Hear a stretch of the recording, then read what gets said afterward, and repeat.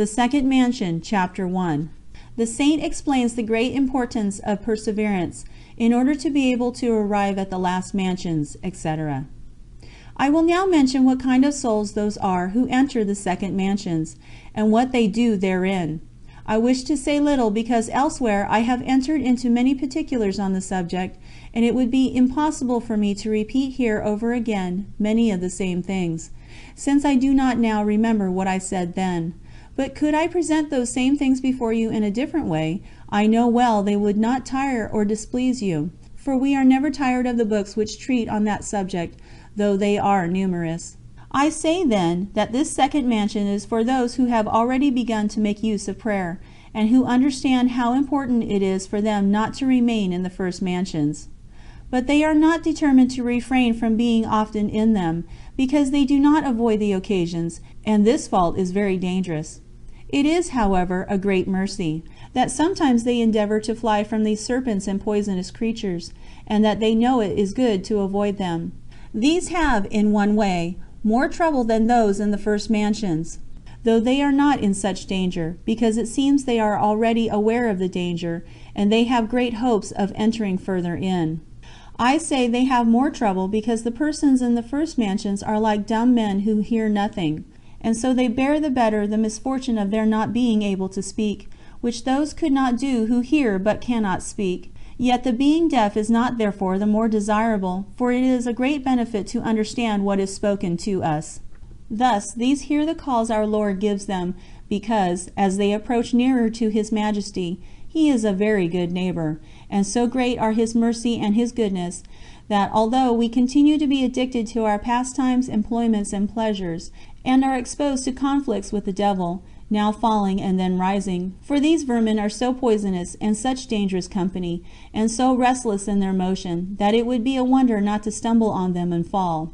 Still, notwithstanding all this, our Lord prizes our loving Him so much, and seeking His company, that He hesitates not, some time or other, to call us to approach nearer to Him. And so sweet is the voice, that the poor soul is dejected, because she does not immediately perform what He commands her, and this, as I have said, is a greater trouble than not to hear His call. I do not say that these words and calls are like some others which I shall speak of afterwards. They come by discourses heard from good people, or from sermons, or by reading pious books, or many other ways by which we have often heard God call us, such as by sickness and adversity, and also by a certain truth which He teaches us at times of prayer. And however remiss these may be observed, yet they are greatly esteemed by God. Do not, my sisters, make light of this first grace, nor be disconsolate, though you may not immediately correspond with our Lord, for His Majesty knows how to wait many days and years, especially when He sees in us perseverance and good desires. This is that which is most necessary here, because by perseverance we never fail to gain a great deal. But terrible is the attack which the devil makes here in 1,000 different ways, and with more grief to the soul than in the former mansion. There she is dumb and deaf, or at least she heard but little and resisted less, as if in some manner she gave up all hope of victory. But here the understanding is more vigilant, and the powers are more wise, and the discharge of the artillery makes such a noise that the soul cannot help hearing it. Here the devils represent to us these serpents, that is, the things of this world. They wish to persuade us that the pleasures thereof are almost eternal. They place before us the esteem which men have had for us, our friends and relations, our health which will be ruined by the austerities of penance, for a soul which desires to enter this mansion always begins to desire mortification, and 1,000 other such impediments are represented to her. O Jesus, what disorders do the devils raise here! How great are the afflictions of the poor soul, not knowing whether she should advance or return to the first room! On one side, reason represents to her what a cheat and a folly it is to imagine all this to be in any way valuable, in comparison with that to which she aspires. Faith teaches her what is sufficient for her. Memory discovers to her what all these things will end in, and represents to her the death of those who once enjoyed abundance of these transitory things, and how she has seen some persons die very suddenly, and how soon they were forgotten by everyone, and how she has seen some, whom she knew when they were in great prosperity, now trodden underground, and when she has passed by their graves, often she has beheld many filthy worms breeding on their bodies. And so with regard to many other things which memory can represent to her. The will inclines her to love him, in whom she has seen so many proofs of love, some of which she would be glad to repay. It is especially represented to her as this true lover never departs from her, as he always attends her, and gives her life and being. The understanding then comes in, and makes her know that though she should live many years, she could not find a better friend than God, that all the world is full of deceit, and that those pleasures which the devil proposes to her are also full of troubles, cares, and contradictions.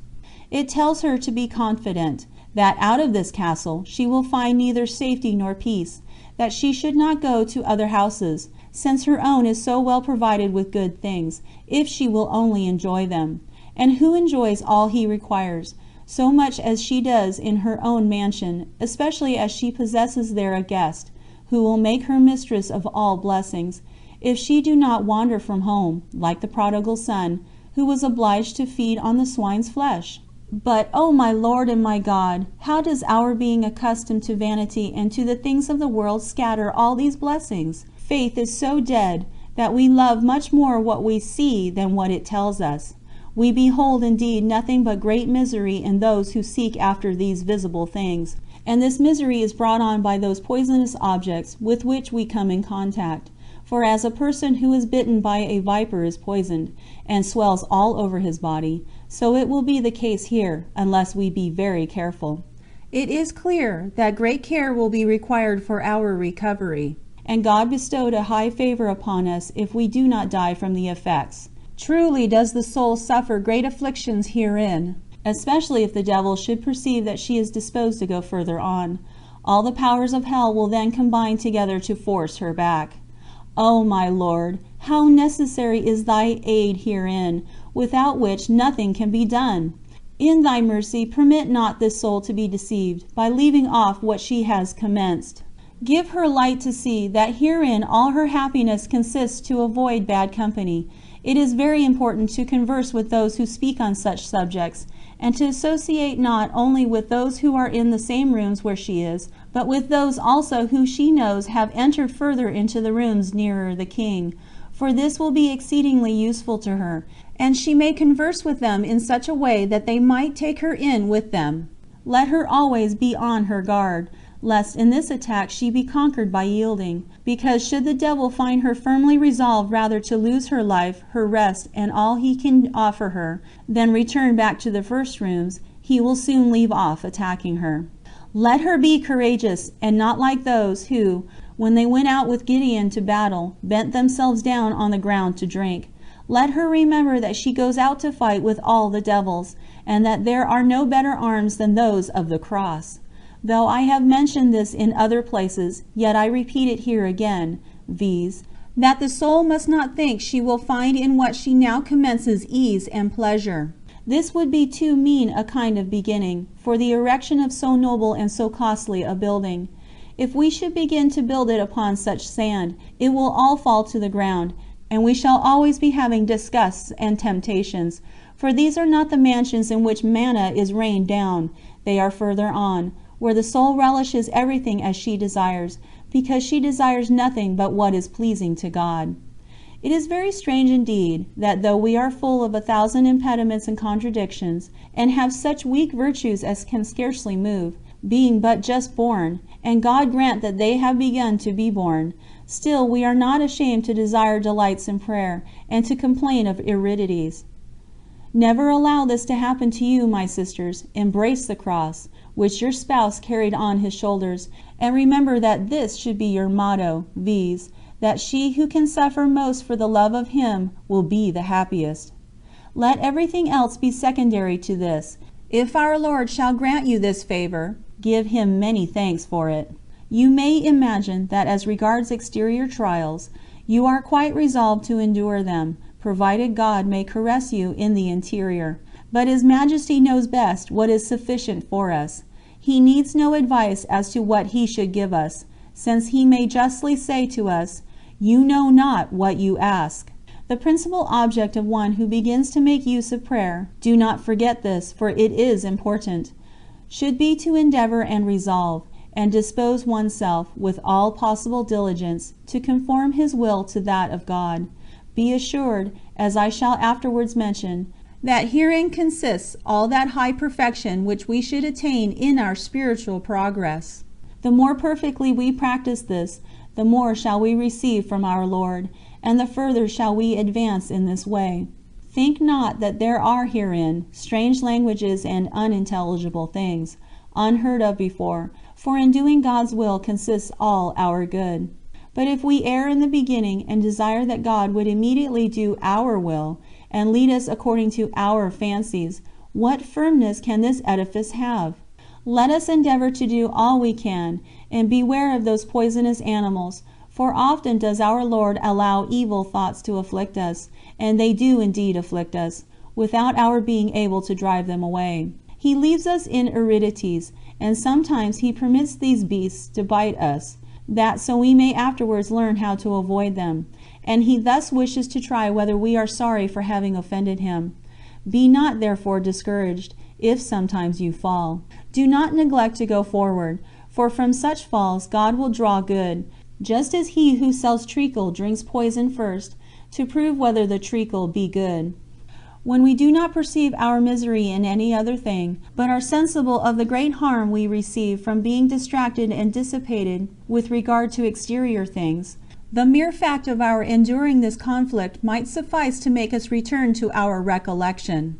Can there be a greater evil than not to live in our own house? What hope can we have to find rest in the houses of other people, if we do not enjoy it in our own? But it seems that those most intimate and sincere friends and kindred, I mean the powers of the soul, with whom we must always live, whether we will or no, make war upon us, as if sensible of the rebellion which our vices have raised against them. Peace, peace be with you, my sisters, as our Lord said, to which He frequently exhorted His apostles. But believe me, that if we neither have it, nor endeavor to find it in our own house, we shall not find it in another person's house. By the blood which Christ shed for us, let this war now cease. This I request of those who have not begun to enter into themselves, and also for those who have begun, viz., that they must not allow this war to force them to go back. Let them consider that a relapse is worse than a fall.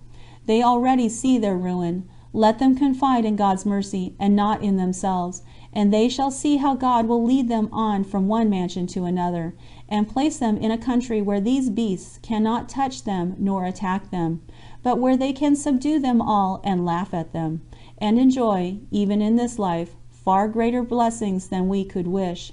But as I said at the beginning, I have shown you elsewhere how you should act in these troubles which the devil raises here, and how the commencement of recollection is not to consist in strength of arms, but in sweetness. In order that you may persevere more faithfully, I will say no more here, except to declare my conviction that it is very beneficial to confer with persons of experience.